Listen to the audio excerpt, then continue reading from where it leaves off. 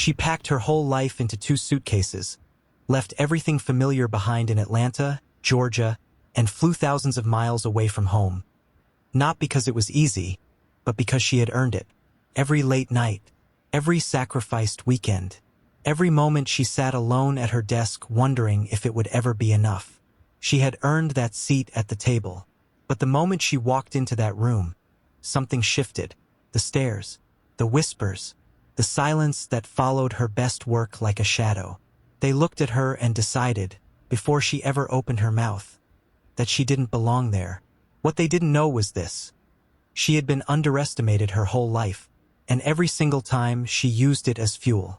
This is the story of a woman who didn't break when they tried to erase her, who didn't cry when they stole her work and smiled in her face, who didn't beg for a seat at a table she had already built. This is Maya's story, and trust me, you are not ready for how it ends.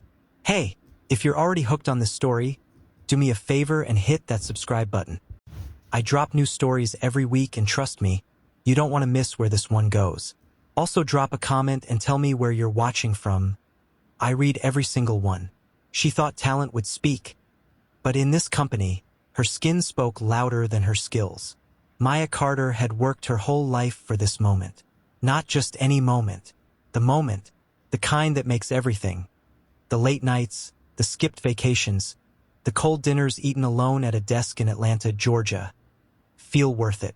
She had a master's degree from Georgia Tech, 7 years of corporate strategy experience, awards on her wall, numbers that spoke for themselves. She wasn't just good at her job, she was exceptional at it. And now here she was, Seoul, South Korea, walking into the glass towers of Novatech Global, one of the most powerful tech companies in the world, as their newest senior strategy director. She wore a deep navy blazer she'd bought specifically for this day. Her natural hair was perfectly shaped. She carried herself the way her grandmother taught her. Shoulders back, chin up, eyes forward. You walk into every room like you belong there, her grandmother used to say from her porch in Savannah. Because baby, you do. Maya smiled to herself, remembering that as the elevator doors opened. Before we go any further, hey, if you're new here, welcome. Hit that subscribe button right now because we drop stories like this every week, and trust me, you do not want to miss them. And drop a comment telling me where you're watching from. I read every single one. Okay, back to Maya. The lobby was stunning. Floor-to-ceiling glass. City views stretching across Seoul like a painting. People in sharp suits moving fast in every direction. She checked in at the front desk, and a young assistant led her toward the main conference wing for her first official introduction. And that's when it started. Not loud, not obvious, but Maya noticed everything. The long pause when she walked into the first room. The way 2 colleagues leaned toward each other and whispered something, then looked up quickly and smiled. That fake kind of smile people do when they're covering something up. One man near the coffee station didn't even try to hide it. He turned to the woman beside him and said, "Just low enough but not low enough. Is she really qualified for this position?" Maya heard it. She didn't flinch, didn't stop walking, just kept her pace smooth and steady and found her seat at the conference table like she'd been sitting there her whole life. The meeting began. A mid-level manager named Director Shin introduced the team and explained the quarter's goals. Then, almost as a side note, he nodded toward Maya and said, "We also have a new addition from the United States joining our strategy team. No name, no title, just new addition." Maya let it pass. For now. When her turn came to speak, she stood up, connected her laptop, and walked the room through a full 3-part market expansion strategy she'd spent 2 weeks building before even landing in Seoul. It was sharp, data-driven, creative, the kind of thinking that could genuinely shift the company's direction. The room was quiet when she finished. Then Director Shin cleared his throat and said, "Thank you," and moved straight to the next agenda item. No questions, no discussion, nothing, like she hadn't spoken at all. Maya sat back down and wrote 2 words in her notebook. Document everything. What she didn't know, what nobody in that room knew, was that a man sitting quietly in the back corner had watched every single second of what just happened. He wasn't introduced. He didn't speak. He just sat there with a coffee cup and a yellow notepad, watching. His name was James Yoon, Korean-American, 38 years old, and he was the CEO of Novatech Global. James had a habit of sitting in on meetings unannounced. Not to spy, at least that wasn't how he saw it. He just believed you learned more about a company by watching it breathe than by reading reports about it. And right now, what he was watching made something tighten in his chest. He'd seen the whispers. He'd seen the rushed thank you that buried a brilliant strategy. He'd seen the way Maya's expression stayed completely steady even as the room dismissed her like she was furniture. He wrote one thing on his yellow notepad. Who is she? After the meeting, he stopped his assistant in the hallway. Find out everything about the new strategy hire, he said quietly. Her full background, her previous work, performance records from her last company. His assistant blinked. Is there a problem? Not yet, James said. I just want to make sure we're not wasting something. Meanwhile, Maya was in the break room heating up the jollof rice she'd packed from a West African restaurant she'd found near her apartment in Itaewon. Smelled amazing. She was unbothered, thinking about her next move. Her phone buzzed.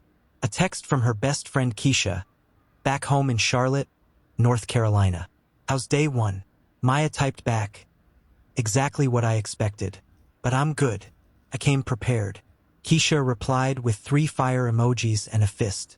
Maya smiled and put her phone away. She was going to need that energy, because day one was just the beginning. They didn't insult her every day. They just made sure she didn't matter. 2 weeks passed. Maya had settled into a rhythm. She arrived early, usually before 7. She stayed late. She contributed in every meeting. She sent follow-up emails with full summaries and attached documents just to make sure her ideas were always traceable back to her name. Because she'd started noticing something. Her ideas had a pattern. She'd suggest something in a meeting. Silence. Then maybe a day or two later, a male colleague would say almost the exact same thing. Sometimes using her exact phrasing, and suddenly the room would light up. People would nod. Someone would say, "That's actually brilliant." It happened 4 times in 2 weeks. 4. She sat with Director Shin after one meeting and calmly pointed it out. He sighed. Not the kind of sigh that means someone feels bad. The kind that means someone wants you to stop talking, and said, "Let's stick to simpler suggestions next time. This team has its own established flow." Maya looked at him for a long moment. Then she smiled politely and said, "Understood." But what she understood was this. She was not going to fight this battle with feelings. She was going to fight it with proof. She started a private folder on her encrypted laptop. Every idea she proposed, she emailed to herself first with a timestamp. Every meeting, she took detailed notes and backed them up to cloud storage. Every conversation with Director Shin or any senior member, she followed up with a written email summarizing what was discussed. So there was always a paper trail. It wasn't paranoia. It was strategy. And she was very good at strategy. Outside the office, though, Maya was building a life she actually loved. Seoul had surprised her. She'd been so focused on the job that she hadn't expected to fall for the city itself. On weekends, she explored. She found a tiny bookshop in Hongdae where the owner made her tea every time she came in. She started going to a rooftop market in Mapo where vendors sold handmade jewelry and vintage scarves. She video called her grandmother every Sunday from Gyeongbokgung Palace, holding up her phone so her grandmother could see the lanterns and the stone walls and the mountains in the back. "Baby, it's beautiful," her grandmother said, pressing her hand to her chest. "Your grandfather would have loved this." "I know, Grandma," Maya said softly. "I know." It was on one of those weekend market trips that she ran into James.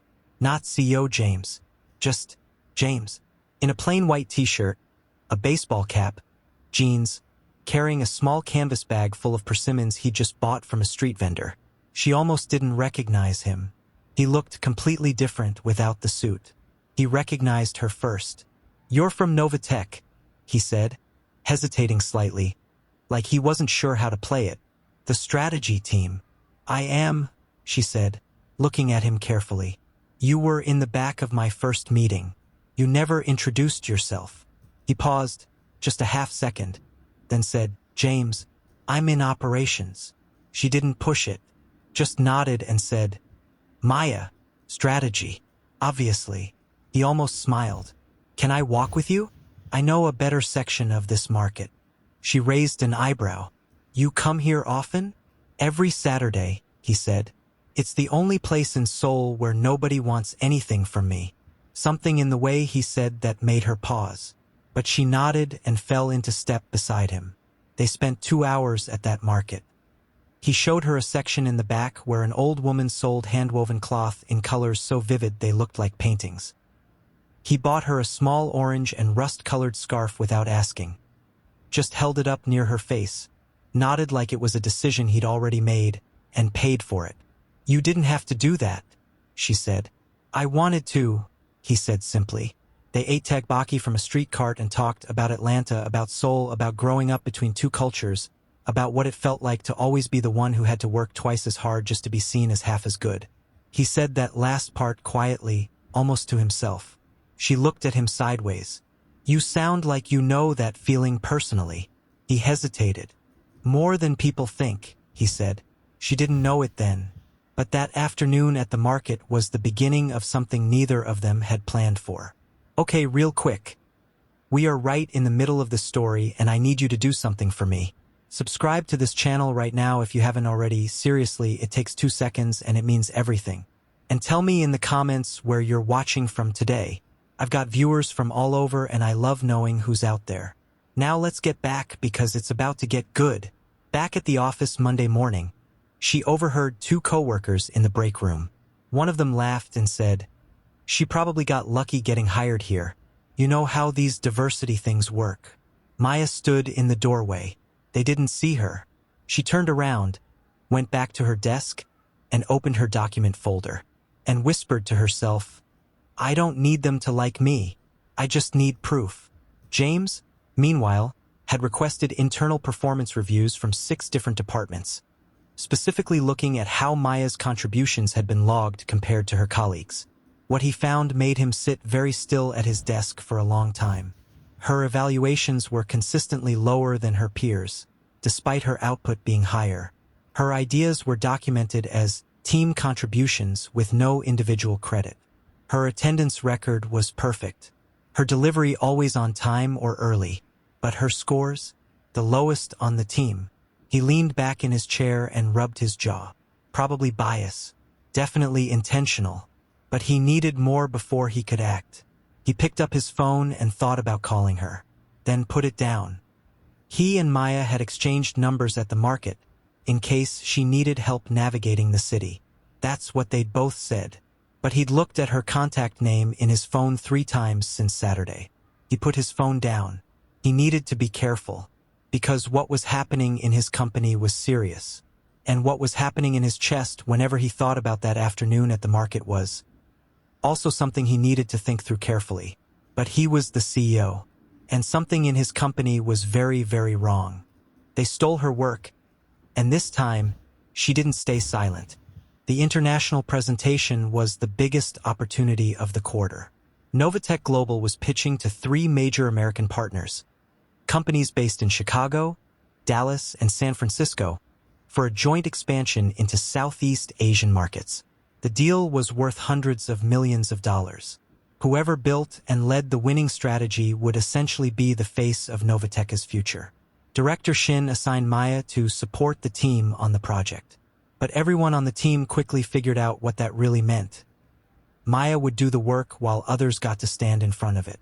She spent 12 days on that strategy. 12. She barely slept. She ordered delivery from the 24-hour Korean restaurant near her apartment so many times that the owner started including a free soup for the hardworking lady who never leaves her apartment. She built everything, every slide, every data model, every market analysis, every risk projection. She even designed the visual layout herself because she wanted it to feel premium, the kind of deck that made people lean forward in their chairs. She emailed every single draft to herself, time-stamped, saved in 3 separate locations, because she knew, on the weekends between all that work, James had been quietly showing up. Not in a dramatic way, just there. He texted her on a Friday evening, casual, like it was nothing, saying he'd found a rooftop restaurant in Buckshin with a view she'd probably like. She went. She did like it. They sat across from each other under string lights, eating bibimbap and talking for 3 hours straight. He brought her a small gift that night, a leather journal with her initials pressed into the cover. Said he'd seen it in a shop near his office and thought of her immediately. "You thought of me?" she said, raising an eyebrow. "Don't read too much into it," he said quickly. But he was smiling when he said it. Maybe he meant it. Probably he didn't. The following Saturday, they went to Nami Island together, a 2-hour trip from Seoul. She wore the orange scarf he'd bought her at the market. He noticed but didn't say anything. They walked through the tree-lined paths, took pictures, ate roasted chestnuts from a vendor near the lake. At some point, their arms were touching as they walked and neither of them moved away. On the train back to Seoul, she fell asleep against the window and he stayed very still so he wouldn't wake her. He was still thinking about that when the week of the presentation arrived. The morning of the presentation, Maya arrived early and set up the conference room. She arranged the printed copies of the deck, 14 pages, full color, spiral bound, and placed them at each seat. Her name was on every single page. Bottom right corner. Strategy Development. Maya Carter. She went to get coffee. When she came back, Director Shin was already at the front of the room. The printed copies had been replaced with new ones. She picked one up immediately. Her name was gone. She looked up slowly. Director Shin was adjusting his tie and clicking through her slides like they were his own. The American partners filed in. Representatives from Chicago, Dallas, San Francisco. Sharp, experienced, ready to be impressed. Director Shin began presenting. He used her words, her structure, her data. He even told a small story about the research process, as if he'd done it. Maya sat at the side of the room, still, completely still. The room was engaged, nodding. The Chicago rep leaned forward exactly the way she'd imagined someone would. And then Director Shin said, "This strategy was built by our senior leadership team over the past 2 weeks." Maya stood up. The room went quiet. Not dramatically, just suddenly. Like someone had turned down the volume on everything. "That is my work," she said. Not loud, not shaking, just clear. Every slide, every data point, every model in that deck. I built it. Director Shin's face did something complicated. Then he straightened and said, "Maya, let's not make this emotional in front of our guests." She reached into the folder she'd brought with her and placed printed copies on the table, emails, draft histories, timestamps going back 12 days. Every version, every save, every 2 a.m. edit. "There's nothing emotional about documentation," she said. The room was completely silent. And then the door opened. James walked in, still in his coat, like he'd come straight from somewhere else. He stood at the edge of the room and looked at the papers on the table, then at Director Shin, then at Maya. "I think," he said slowly, "it's time I see what's been happening in my company." Director Shin's face went pale. The American partners exchanged glances. Maya exhaled just slightly, just enough. She'd waited for this. Not for rescue. She didn't need rescue. She'd built the case herself, brick by careful brick. But having the CEO walk in at that exact moment? Probably the most powerful thing that had ever happened in this conference room. James looked at her, just for a second, and something passed between them that had nothing to do with the boardroom. Then he turned to the room and said, "We'll be rescheduling today's presentation. I apologize to our partners for the disruption. My assistant will reach out to arrange a new date." He looked at Director Shin. "My office. Now." When silence breaks, power changes hands. The investigation began within 24 hours. James brought in Novatech's internal compliance team, 3 analysts based in the company's New York office who flew into Seoul specifically for this. He also looped in their legal team. Maya was asked to present her documentation. She sat in a glass-walled room with 4 people across from her and laid everything out. Calmly, thoroughly, without a single crack in her voice. Every email, every timestamp, every instance where her ideas had been reclassified as team output without credit. Every performance review that graded her lower than colleagues who contributed less. One of the compliance analysts looked up from the documents and said quietly, "This is thorough." "I know," Maya said simply. James reviewed surveillance logs from the conference rooms, internal communication records, and performance manipulation data spanning the last month. The picture that emerged wasn't pretty. He sat at his desk late one night looking at it all and said to his chief of staff, quietly, the way someone speaks when something genuinely shocks them, "This isn't incompetence. This is sabotage." Within 5 days, 3 staff members were removed from their positions. Director Shin was formally demoted and placed under a conduct review. 2 others received written warnings and mandatory retraining. Novatech released an internal memo sent to every employee across all global offices, acknowledging that discriminatory behavior had been identified and addressed within the Seoul division. Maya read it at her desk in Itaewon, then closed her laptop and stared out the window for a while. She called Keisha. "They sent a company-wide memo," she said. Keisha screamed. Actually screamed. "Maya Carter, I cannot." "Stop," Maya laughed. "No, this is everything. Your grandmother is going to lose it. I haven't told her yet. Why are you calling me first?"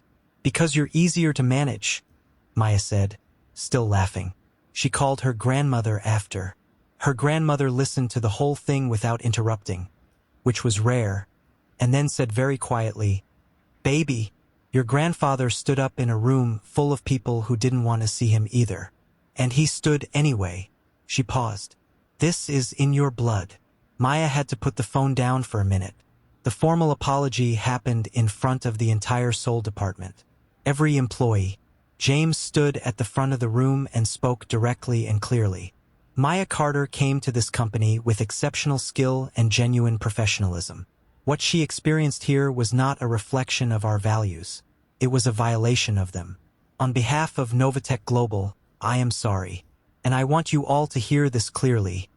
She was not the problem here. She was the proof. The room was quiet in a different way than it had been in that first meeting. Not the quiet of dismissal. The quiet of people understanding something real. Maya stood in the front row and nodded once. After the formal announcement of her promotion, Senior Director of International Strategy, overseeing the entire global expansion initiative, she found herself alone in the large corner office they'd assigned her. Floor-to-ceiling glass.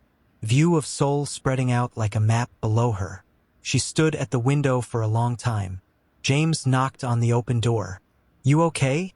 he asked. "Yeah," she said, "just taking it in." He walked over and stood beside her at the window, looking out at the city. "Not too close. Just there."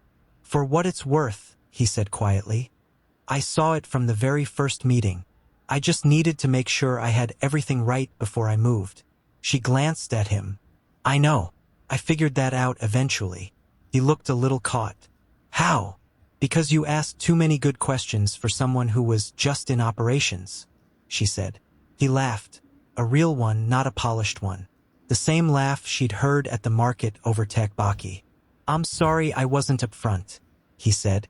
"I just didn't want my position to change how you acted around me." "It wouldn't have," she said. Then, after a pause, "Well, maybe a little." They both laughed at that. He reached into the inside pocket of his jacket and pulled out something small. A tiny persimmon, the same kind he'd been carrying at the market the day they met. He set it on the windowsill. "What's that for?" she asked. "I don't know," he admitted. "I just thought it felt like a full circle kind of moment." She looked at the persimmon, then at him, then back at the city. "You're a strange CEO," she said. "You're a remarkable strategist," he said back. There was a silence between them, comfortable, warm, the kind that doesn't need to be filled. They didn't know yet what was coming. More travel. They'd end up presenting together in Chicago 3 months later, walking along the Riverwalk in November like neither of them wanted the meeting to end. More Saturday mornings at that rooftop market in Mapo, buying things they didn't need from vendors who now recognized them as a pair without either of them having to say they were a pair. More moments like this one. Standing at a window, looking at something beautiful, not needing to explain it. Maya picked up the persimmon and held it for a moment. You know they tried to erase my voice, she said softly. I know, James said. She set it back on the windowsill and looked at the city one more time. All those lights, all that distance she'd traveled, all those people back home. Keisha and Charlotte, her grandmother in Savannah, who had believed in her when this room full of strangers hadn't. Instead, she said quietly, they made it impossible to ignore, and that was it.